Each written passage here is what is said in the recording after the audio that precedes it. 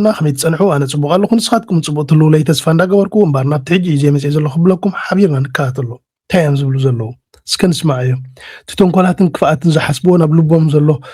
صلئي ناي إرتران مع رخندي مخانو سكبزي صني لنا سمعنا هنكيد አሁን የቀይ ባህር አፋሮች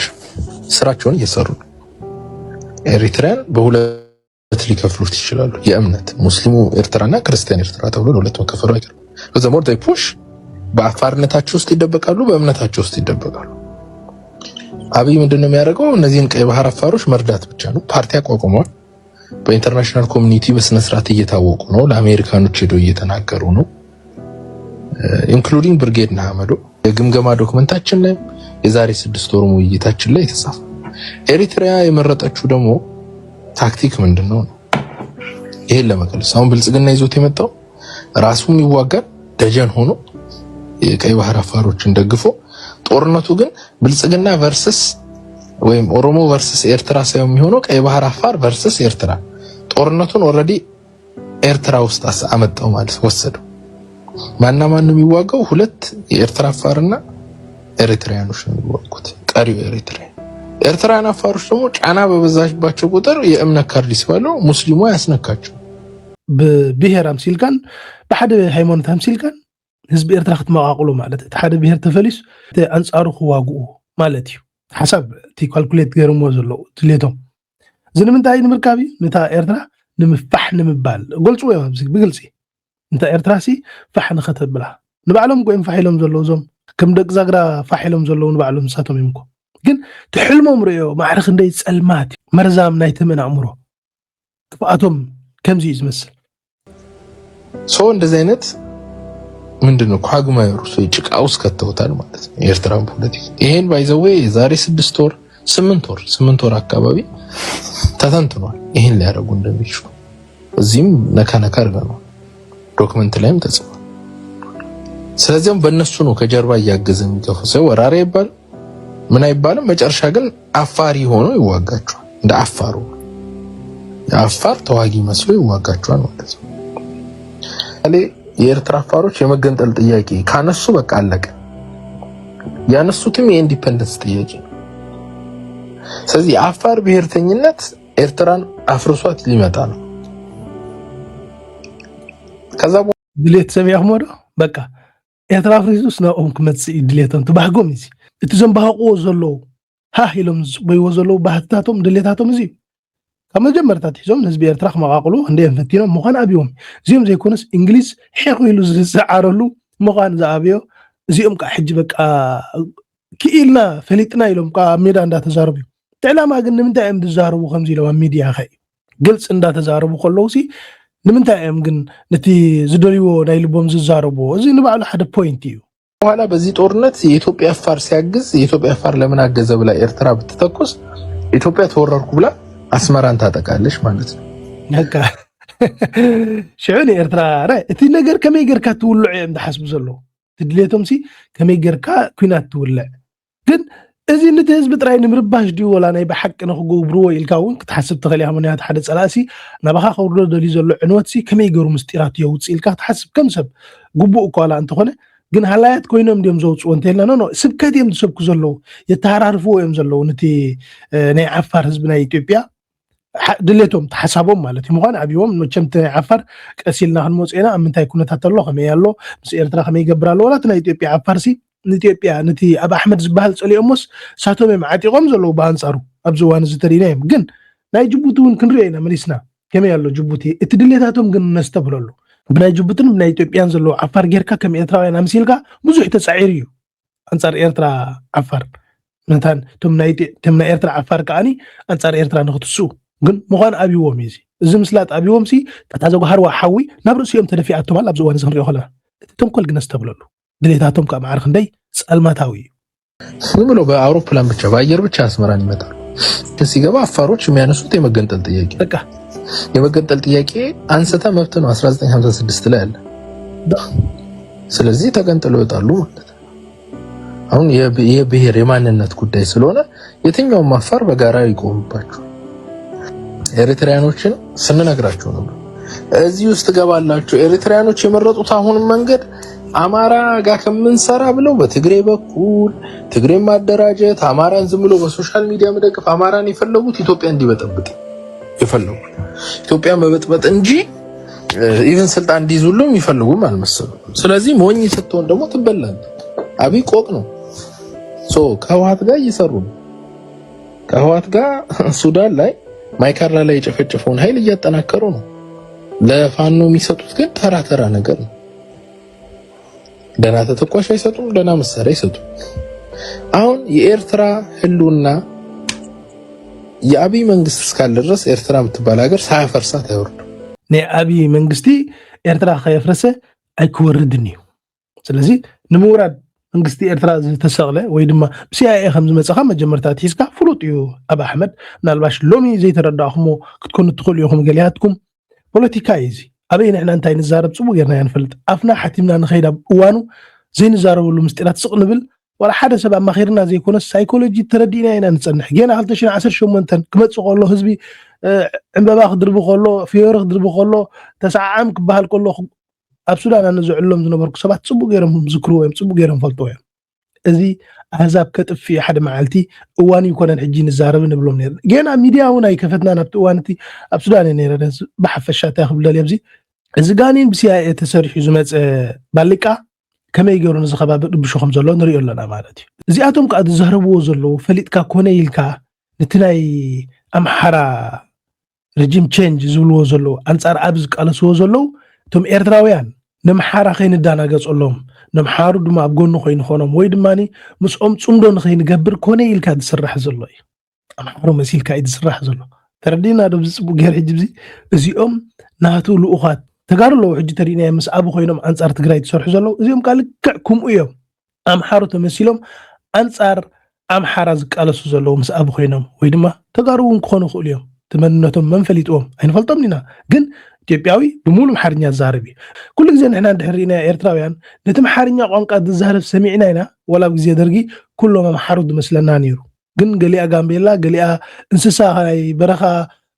ደም ትሰቲ ዝነበረት ክዳን ተኸዲና ጥራይ ነብሳ ትኸይድ ነበረት ክዳን ከዲና ዘምፆትልና ደርጊ እያ። ኣምሓርዮም ሙሉእ ብሙሉእ ኣይኮኑን።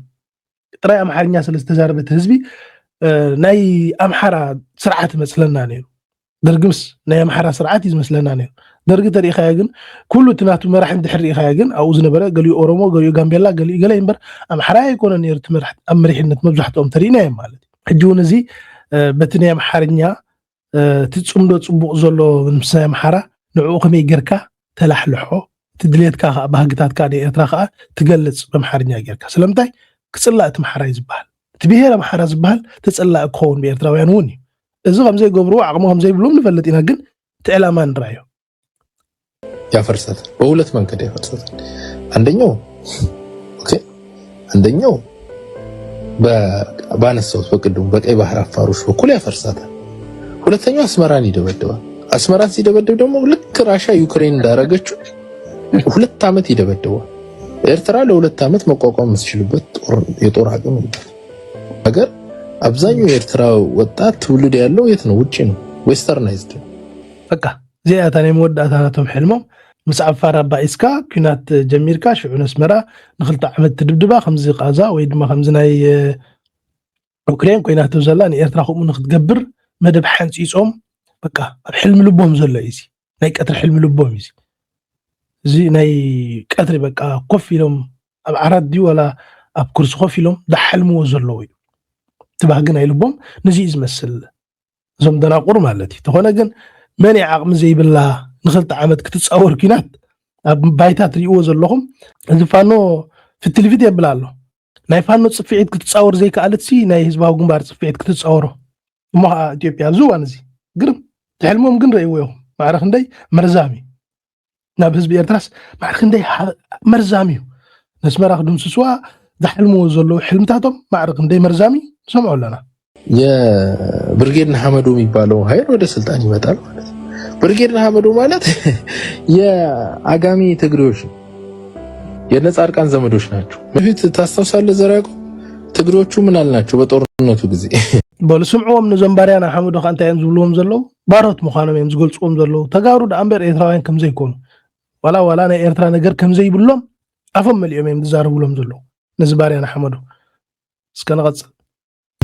ان انتنا አቦይ ፀሐዬ የተገደሉት በነጌታቸው ረዳ በነጌታቸው ረዳ ጠቁሞ አስመትቷቸዋል። ነጻድቃን ከነ አብይ ጋር ነው የሚሰሩት ስንል እዚህ የነበረው እዚህ እኛ ክለባው ስና ትዊተር የትግራይ ልጅ በሙሉ ሳቀ እንዴት ቲዲኤፍ ፋንድ ነው ምናምን አሉ። ነጻድቃን ግን መጨረሻ ሸጧቸው ጥሩ አድርገው የነገርናቸው አሁን ለኤርትራኖች እየነገርናቸው ኦኬ ጂት ማሊ ነተጋሩን ነጊርናያም የምዝብሉ ዘለው በአል ጻድቃን በአልዚ ጌታቸውን ልኡኻት ናይ አብ ከም ዝነበሩ ኣብቲ እዋን ኩናትሲ ምስጢራት ንአብ ይህቦ ከም ዝነበሩ እቶም ዝተረሸኑ መራሕቲ ናይ ትግራይ ከዓ ብኦም እሶም ከም ዝሓበርዎም ከም ዝረሸንዎም ይዛረብ ዘሎ ብዝኾነ ደሓነ እዚ ስቂላ ተፍተፍ ዝብሎ ዘሎ ሰምዖ ኣለና ንኤርትራውያን ከዓ እንነግረኩም ኣለና ኩሚና ክንገብረኩም ከነጥፋእኩም ማለት ግርም ቀጽል እስከበል ደሊያሞ ዝንጋዓከን ኦኬ ቢኮዝ ጉድጓድ እየገባችሁ እኛ የራሳችን ኤርትራን አስበን አይደለም አሁን ኤርትራ መስመር የሚያልፍ ነገር እየሰራች ስለሆነ ነው የሚያጣላን ነገር እየመጣ ነው ሶ ምንድነው እያደረጉ ያሉት ብልጥ የብልጥ ጨዋታ ነው ግን የሚያደርገው ልንገራችሁ በቃ ኤርትራ ሀይናላ ዘይኮና ስትንጻወቱ ዘለና ናይ ዝበለጸ ስለዝኾነ እዩ በቃ ተሐዲዲ ፈኸራይ ኩሉ ጊዜ ምስጢርካ መቸም እንደገ ተወፂኡ ጸላ እንታይ አይነት ዋልታ ሒዙ ክጸንሐካ እንታይ አይነት ታክቲክ ተጠቂሙ ክጸንሐካ አኻይድ ምልከት ዝባው ግንባር እዚኦም ኣብ ሚድያ ወፂኦም ተዛሪቦም ዘይኮነስ አፍሕኛ ናይ ያዲኦም ከይተወልዱ ከለው ድፈልጦም ገና ኣብ ናይ አቦኦም ፍሕኛ ከለው ከይተወልዱ ድፈልጦም ዝባው ግንባር አይና ይኹለት አይና ኮንዶም ኩጓሓፍ ናይ ኢትዮጵያ ዘር ከይተረፈ ዝፈልጥ ገና ሓቆቦኦም ከይተወልዱ ከለው ሓሳባቶም ፈሊጡ ተዳሊሎም ዝጸንሕ ምዃኑ ረስዮም እዮም ኣምበርኪ ይኹን ኣቦኦም ዝሰደዶም ኮይ ዓዶም ማሪኹ ገለ ዝኾነ ሕለማ ስቂልክን ቀጽላ ኢትዮጵያ ውስጥ ያው አካለ ጉዛይን አያምኑት ይላችሁ የኤርትራ ፖለቲካ በሐማስኖች የተያዘ እጅብት ኤርትራ ከአቲ ከታይ ትገብር እዚኦም እጅ ተጋሪዮም በመሐርኛ ዝዛረቡ ዘለው ንአቢ ልኡኻት ተጋሪዮም አምሐርኩም ገይሮም ክፈልጡ ይጎል ምክንያቱ ተጋሪዮም ናአካለ ጉዛይ ወይን ሰራይ ወይን ሐማሴን እንዳበሉ ድፈላልዩ ኣብቲ ካምፕስ ተጻወተው ጾታ ናይ ህወሓት ጾታ ይነር ሕጂ አው ተረፍ መረፍ ናይ ህወሓት ዝነበሩ ሕጂ ምስ አብ ከይዶም ዘለው ተጋሩ ኾኑ ይኽእሉ እዮም 100% ስለምንታይ ነዚ ምስጢር ዝተመሓሩ ብዙሕ ተመሓሩ አይርድዎን ወሪዶም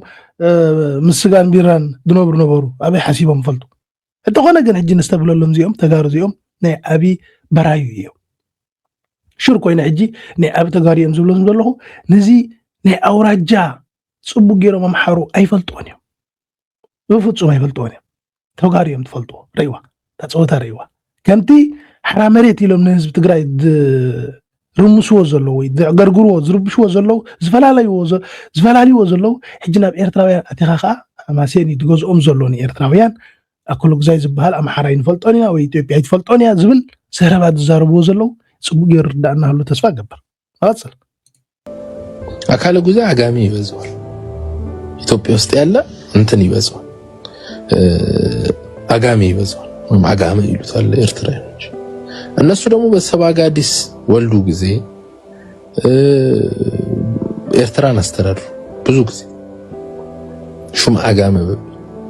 ኤርትራ እንደ ሀገር አዩት ያጋመ ርስት ነው ብሎ ነው የሚያስቡት እዚህ ውስጥ ማን አለ ብርጌድና ሐመዶች አሁን ብርጌድና ሐመዶ ለሁለት ነበር የኤርትራ ትግሬም የኤርትራ አጋሚም ገብቶበት ነበር አሁን አብይ ምን አረገ ኢትዮጵያ ውስጥ ያሉትን ትግሬዎችን በሙሉ አስሯቸው ማን ቀረ አጋሚው ቀረ አጋሚዎቹ ብርጌድና ሐመዶን ወጥረው ይዘውታል ይኸውላችሁ የኤሪትሪያን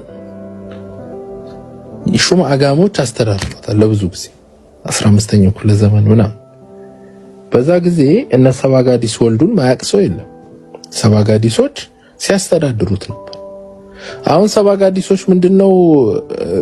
የሚያስቡት የነ ጻድቃን ቡድን ጻድቃን ጠላቱ ኤርትራ ነች ከመለስ ጋር ጸባቸው ጻድቃን ሰያብርሃ ምናምን ጸባቸው ለምን ኤሪትራ ሪፈረንደም አረገሽ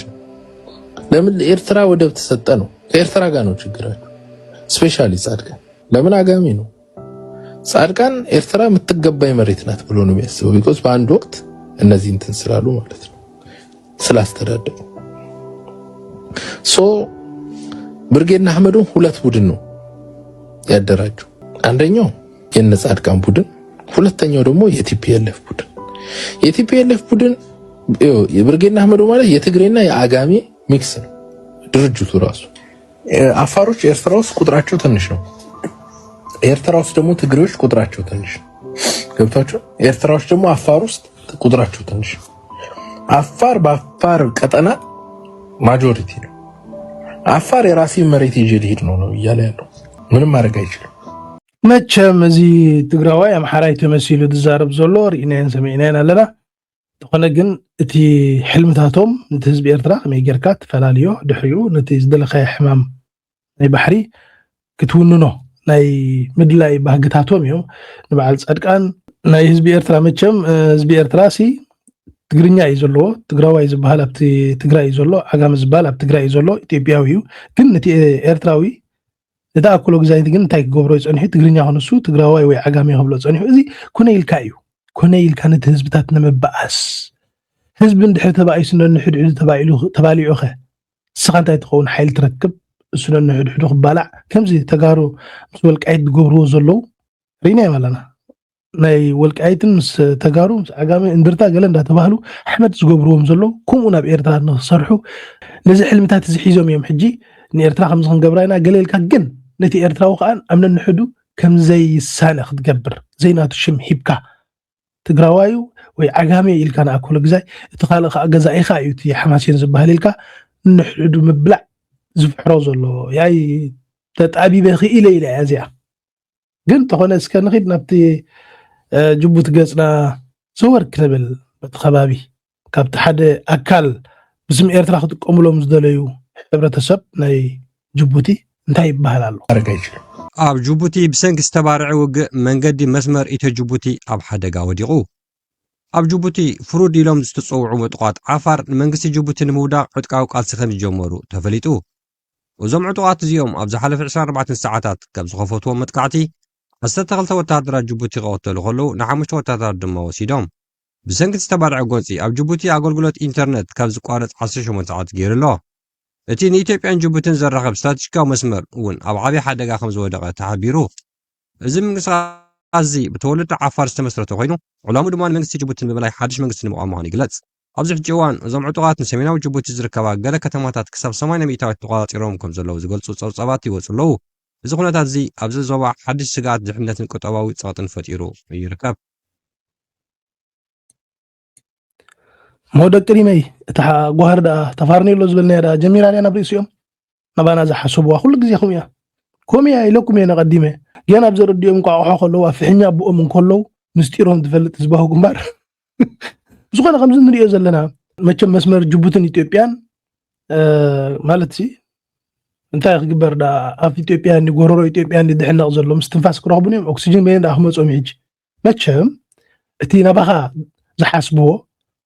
ናብኦም ክግምጠል ከሎ ክትሪኦ ከለካ የደነቐካ እዩ ይገርመካ እዩ ከመይ ዓይነት ቮሊቦል ፀወታ እዩ እዚ ትድልዮቶም ክንሰምዖ ፀኒሕና ብጅቡቲ ጌርካ ብዓፋር ኣምሲልካ ህዝቢ ዓፋር ናይ ኤርትራ ኣናቆትካ መስመራ ክድብድብ ገለ ክበሃል ፀንሐ ወያ መስመር ዳ ሕጂ ዓፋር ዳ ተዕፍራላ ዓፋር ተዕፍራላ ንኢትዮጵያ መቸም ዓፋር ተዕፍራላ ንኢትዮጵያ ከምዚ ክንሰምዖ ፀናሕና ብሕፅር ዝበለ እንታይ እዩ ዝግበር ዘሎ ቀሊል ኣይኮነን። ምስኡ ከዓ ድኸይድ ካብ ናቕፋ ፕረስ ዝረኸብናዮ ወላ እቲ ዜና ዝስማዕኹም ካብ ናቕፋ ፕረስ ዝረኸብናዮ ኣብዚኣ እውን ኣላ ስዑድ ዓረብን ግብፅን ካብ ኢማራት ዓረብ ንዝመፅእ መስመራት ቀረብ RSF ይዓፅዋ ከምኡውን ስዑድን ግብፅን ናብ ምብራቃዊ ሊብያ ናይ ኢማራት ዓረብ ናይ ፅዕነት በረራ ክልል ኣየር ዓፅዮሞ እንታይ ገይሮሞ ዓፅዮሞ ግርም ሶማልያ ስምምዕ ፀታ ሰሪዛ ከምኡውን በረራታት ፅዕነት ኢማራት ዓረብ ኣጊዳላ ግርም ኣብ ሊብያ ዝርከብ መዕረፊ ነፈርቲ ኩፍሮ እውን ተዓፅዩ ኣሎ ወይለይ በዚ ከዓ ኣለቃ ውዳጀ ንጀሚና እቲ እንኮ ዝተረፈት መስመር ብመንገዲ ኢትዮጵያ ደቡብ ሱዳን ሰንትራል ኣፍሪቃ ጫድ መቸም ሳጥራያ ተሪፋቶም ዘላ ክንሰምዖ ፀናሕና እቲ ወርህ ከምዚ እዩ ዘሎ እቲ ዜና ከምዚ እዩ ዘሎ ኢማራት ጎሮሮ ኣትዕፆ ኢትዮጵያ ጎሮሮ ኣትዕፆ ምፍራስ ኤርትራ ኣብ ምንታይ ትእቶ እጂ ኩሉ ግዜ ትጓሃርና ባኻ ደጉርዎ ናብ ርስኦም ክግምጠል ከሎ እዩ ባህ ዝብለካ ከም ኤርትራውያን ባህ ዝብለና ሕጂ ሓና እንታይ ክፉእ ከይገበርናስ ክፉእ ናብኦም ክግምጠል ከሎ እቶም ክፉእ ኣብ ርእስና ዝሓሰቡ ኢማራት ኢትዮጵያ አንጻር ኤርትራ ዝሰርሓ ዘበላ ኩለን መቸም ንኤርትራ ሓስቦ እሞ እቲ ዝለወሰኦ ቢሖቅ ከዓኒ ፈሊሑ ኣብ ርእሲአን ይድፋዕ ማለት እዩ መቸም ከምዚ አይና ንርኢ ዘለና ናይ ሱዳን ነገር ከዓ ንሪኦ ኣለና ዓወት ዝጓናፀፍ ዘሎ መንግስቲ ሱዳን ካርቱም ኢንሻአላህ ሓደ እዋን ክንበፅሓ ክንከይድ ተስፋ ንገብር እንታይ ዝዓቢ ናብ ካልኦት ሃገራት መቸም ካርቱም ከዓ ስራሓት ጀሚራ ኣላ ከም ግቡእ ማለት እዩ ተደሊኹም ኣብቲ ፅርግያ ናይ ካርቱም ወፂኹም ሻሂ ክትሰትዩ ትኽእሉ ኢኹም ፍልኩም ክትበልዑ ትኽእሉ ኢኹም እቶም ቫኬሽን ክትገብሩ ትደልዩ ንሱዳን እጂ ሰላም ረኺባ ኣላ ሱዳን እቶም ተሪፎም ዘለዉ ቀንጠመንጢ ከዓ በብሓደ ክልቆም ምዃኖም ኣየጠራጥረንን እዩ ስለምንታይ ሲ ገለ ፅላሎት ድሕሪኦም ስለ ዘሎ ንፈልጦ ኢና ዳሓነ ብዝኾነ ንቐፅል ካሕፍሩም ይሩዋ ንሕና ንጋደል ኢና ዘለና ተጋደልቲ ኢና ተጋደልቲ ድማ ምዋፃፅኦና ርኢና ምስ ዝመሰለና ክንሓብር ግቡእ እዩ ግርም ምክንያቱም ትፅምዶ استراتيجي صمدلو استراتيجياوي رأيان علمان زلنا نصامدلو نتحاورلو تحوار مالت اندي تصمدو انبلو تاكتيكال دما ني غزياوي نسرعه نودا ويز توسنه سغونتن مخاد توسنه دغف نمغبار سلطان محزنات ونالو الو كلهم زيهم كنتقام لنا كلهم زيهم متقام دما حقيقه ايو እቶም ሰም ዘሕርጎት ወዘለው እዩ ምነው ሓጢያት ዝበሃል የብሉን ግዝያዊ ድዩ እዋናዊ ድዩ ርክብ ጌርካ ፀላኢ ኣብዚ ከባቢ ዝዝንብ ዘሎ ንህዝብታት ዝርብሽ ምቕንጣብ ወይ ዝኾነ ዓዊል ወዲ ዓዊል ፀህያይ ጌርካ ብንቁስ ኣቢልካ ከተሕሮ ሽግር የብሉን ሓጢያት እውን ኣይኮነን በላ ፀቐጠላ ፅምዶ ንቅድሚት እንዲያሞ منور يبطعمي زي لمدى انسسا خوينهم يبزخر زلو نسام يدن بازا وعوعو هو قال لهم مسانا نهالو نتصمدون زدل زنور السبات يم قال لهم قدم تقادر تخوينا نهالنا افتي تصمدوش تواسعت زنور السبات يم حزي نسام الدسابة خف سلزولو وي نسام الدياسبورا سلزلو ابز ميدا زلو حزبي نزم الحوار زي انتدلين انت تحوارنس وانجل قن قرمي استبيلكم لا دلهم صمدو لوم يكون تنجميرا كم مسرتو قديما نيرا تحتي تسرح نيرا اتهم بغنزب استعصبوا غن اديس ابا خيدوم كديعم ونه حزب تግራይ ማለት እዩ ነተሰላሙ አይደለይን ምስ ህዝቢ ኤርትራ ታይዳ ቡድነት ስለ ዘለዎም ሕስድና ስለ ዘለዎም ሰላም ህዝቢ ዝኻ ስለ ዘይርብሖም ኣብቲ ዕግርግር ዝሓፍስዎ ረብሓ ስለ ዘለዎም ይዕገርግሩለው ተሸይጦም ማለት እዩ ቀጽል ገይጋዩ ሶ ታይ ይኮን ዘለዎ እዚ እንሰምዖ ነገርማ ሰጋዕ መጋዕ ከብለና ይብሉን ዝብል እምነት ኣለና ኣነ ህዝቢ መስል ካኡን ልዓኸ እንተኸደውን ዘኽፋእ ይኮነን ንቃለሲና ዘለና ኣብ ፀበቦ ኢና ዘለና ኣብ ዕፅዋዕ ኢና ዘለና ኣብ ፀገም ኢና ዘለና ፀገም ዘብፅሐልና ብሙሉእ ተቐይምና ንሶም ግን ፈተውቲ ኮይኖም ምስኡ ደቂሶም ተዓፅኹም ከፈሉ ከም ዝብሉና ዘለው እዚ ዘይኸውን እዩ ያን ተህዝቢ ኣብዚ ግልፂ ይመስለኒ እንዳዮም ካብኡ ንላዕሊ ክኸይድ እዩ ዝደፍእ ካብኡ ንላዕሊ እቲ ሕብረት ክሰፍሕ እዩ ዝደሊ ፍትሓዊ እዩ ድማ ዘተሓሳስባ እዚ ቀደም ተጋደልቲ ኮይንና እውን ጥቀመሉ ዝነበርና ኣተሓሳስባ እዩ እንኳን ጎረባብትናስ ብጣዕሚ ብርሑቕ ዘለዉ እውን ዝዛመዱና ኢልና ከም ስትራቴጂክን ታክቲካይን ፈተውቲ ኢልና ሰሪዕናስ ንኸድ ዝነበርና እዩ መዘኽፍእ ነገር ኣይኮነን ስኽፍታ ዘለዎ እውን ኣይኮነን ምክንያቱም ንጋደልና ዘለና ንቃለሰና ዘለና ደገፍ ንደሊ ኢና ከይትወፅዋ ጥፍኡ እኮ እዩ ተተሓሳስባ ማ ከይትወፁ ጥፍኡ እስካሊ እውን ከይተረኸቡ نحن ون أين ودع لكم أنت وعلى بريتوريا تاو البروتوريا ون محمد سختكون كنرجعكم نعهم إلى ميم تصاحتوا لازم لهم بري نهزب تقرأ حاليا تزخانو كأدم نفتهم مسؤولون تهزبنا عدم ولا سوا خبت تزنابيل لزلو نبتي نبور مريتو المحيجز قمت أزنا برا عدتاتو وما لا سوا ንዑ ክገብሩ ስለ ዘይደልዩ ግን ይሕምሱ ኣለዉ ነቲ ህዝቢ ትግራይ በዚ ከዓኒ ፅምዶ ጌርኩም ሰላም ጌርኩም ህዝቢ ትግራይ ምስ ህዝቢ ኤርትራ ህዝቢ ትግራይ ከይትቃረብ ኔበሎ ህዝባዊ ጉማር ኣጥፊካ ጆኖሳይድ ፈፂምልካ ጆኖሳይድ ፈፃምካ ባዕሉ ኮይ ወዲ በሻሻ ብዕላማ ኮነ ኢሉ ዝሰርሑ ፀወታ እኳ እዩ ነቲ ሰራዊት ኤርትራ ንክላግብ እዚ እኮ ኮነ ኢልካ ይትግበር ነይሩ በዓል ጻድቃን ክኸውን ንኽእል እቲ ዝግበር ዝነበረ በዓል ከም ዝሰማዕና ቅድምና እቲ ብኣምሓርኛ ትዛረብ ነበረ ስርዓት እዮም ነይሮም ተይልካ ኮነ ኢሎም ኣበይ ኣለዉ ህዝቢ ተወፅዑ ንዖም ኬድኩም ኣጥፍዎም ኢሎም ድሕብሩ ዝነበሩ ጻድቃን ክኸውን ንኽእል ጌታቸው ክኸውን ንኽእል ምክንያቱ ሕጂ ዝፍፅምዎ ዘለዉ ናብ ህዝቢ ትግራይ ብጥሜት ጆኖሳይድ እኳ እዩ ብጥሜት ኮነ ኢልካ ነቲ ህዝቢ ትግራይ ጥራይ ከይበልዕ ከይሰቲ እቲ ውዕል ፕሮቴሪያ ዝበሃል ከይትግበር ኮነ ኢሎም ሓኒቆም ሒዞምዎ ዘለዉ 4 ነጥቢ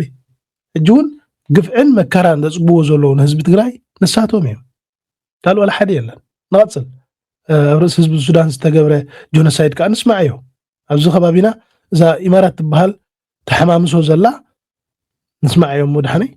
Mr. President, Excellencies, since I last addressed this Council, the situation in Darfur has darkened even further. Darfuris, as we speak, are being subjected to collective torture. The fall of El Fasher to the RSF has been accompanied by an organized, calculated campaign of the most profound suffering, targeting non-Arab communities in particular. Rape, arbitrary detention, executions, mass graves,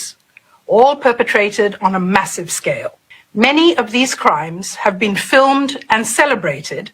by those committing them. This dreadful situation is still ongoing, fueled by a sense of complete impunity. Our response to this must not be mere platitudes here in this chamber, but must represent real action on the ground. As reflected in my report, the Office of the Prosecutor is working intensively, collecting evidence, accelerating its investigations together with affected communities, both with respect to crimes committed in Al Junaina, in West Darfur, and in Al Fasher, in North Darfur. Mr. President, Excellencies,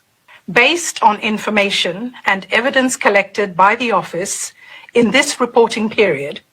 including video, audio, and satellite data, it is the assessment of the Office of the Prosecutor that war crimes and crimes against humanity have been committed in Al Fasher, including in particular in late October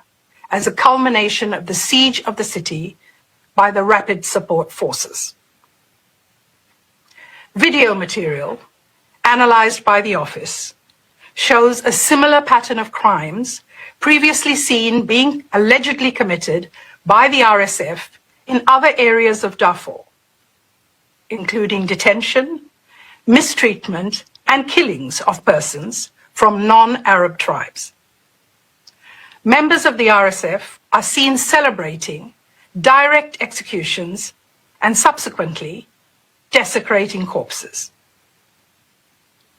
Our work has been focused on corroborating these images with a range of other sources in pursuit of individual criminal responsibility for these acts. This has included analysis of satellite imagery indicative of mass killing events and attempts to conceal crimes through the establishment of mass graves. Engaging with affected communities and identifying potential witnesses to obtain and corroborate preliminary collected information. Processing submissions received from civil society organizations and other partners which have further mirrored video evidence collected. The picture that is emerging is appalling.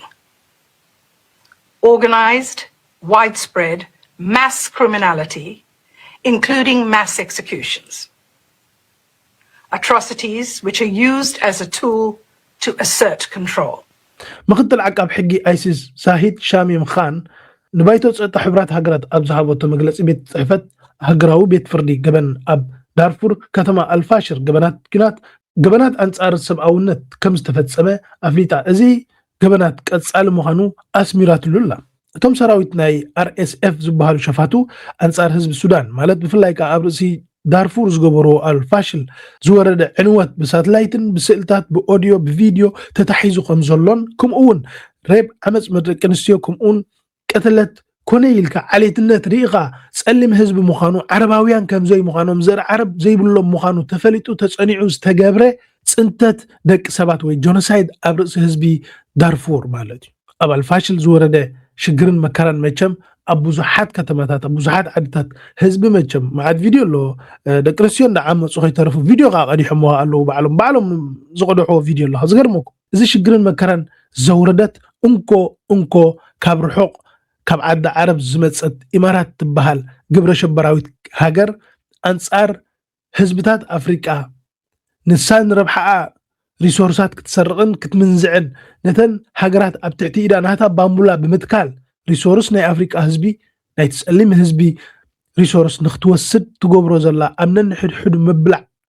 እቲ ህዝቢ ናብ አፍሪቃ መፅዩ ዘረ ዓረብሲ ኣብ ክንድብ ሰላም ክነብር ዝፍትን ነንሕድሕዱ ክቃተል ሓገዝ ትድግፍ ሰላም ከይነብር ህዝብታት ባዕሌትነት እተቃትል እንኮ ዓረባይታዊ ሃገር እስላማዊት ሃገር ኢማራት ትበሃል ግብረ ሸበራዊት ልእኽቲ ናይ ሲአይኤን ናይ ኤፍቢአይን ከምኡውን ቅድሚ ሕጂ ክነግረኩም ኢለኩም ነይረ ሓደ ምስጢሩ ዘይፍለጥ ጉልባብ ተኸዲኑ ወይ ድማ ዕባያ ገይሩ ዝንቀሳቐስ ዘሎ ኣብዛ ገጽ ምድሪ MI6 ናይ ዓዲ እንግሊዝ ስልያ እዩ ሳልሳይ እዞም ሰለስቲኦም እዚኦም እዮም ግብረ ሽበራውያን መንግስታት ናይ ዓለምና ዝተረፈ ንሕጂ ብዝኸለና ሰሰናይ እንዳተመነኹ ክብርን መጎስን ናሕልታት ምክልኻል ኤርትራ ከምኡውን ህዝብን መንግስትን ዘለዓለማዊ ዝኽርን ሰማዕታትና ዓወት نحفاش وانا لنكا تبحري وانا لنكا تبحري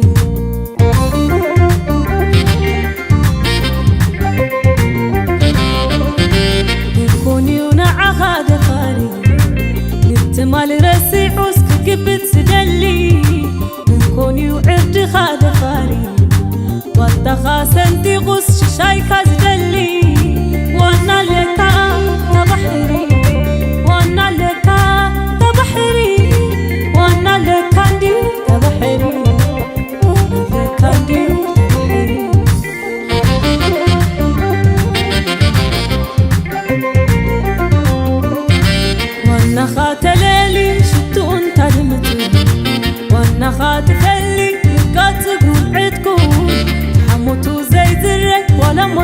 تكون أبصالينا عنديكم محلاكم آتيكم